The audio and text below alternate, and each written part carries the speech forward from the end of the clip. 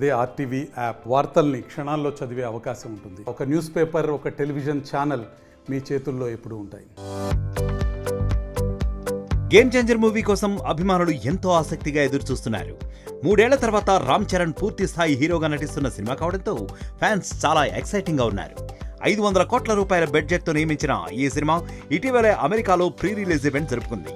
అయితే RRR సినిమాలో కీలక పాత్ర పోషించాడు రామ్ చరణ్. కిసీకా భాయ్ కిసీకా జాన్ మూవీలో ఓ పాటలో కనిపించాడు. Modern masters SS Rajamouli documentary సినిమాలోనూ చరణ్ కనిపించాడు. ఇక సంక్రాంతి సందర్భంగా జనవరి 10న గేమ్ చేంజర్ మూవీ రిలీజ్ కానుంది. రిలీజ్ కు కేవలం 13 రోజుల సమయం మాత్రమే ఉంది.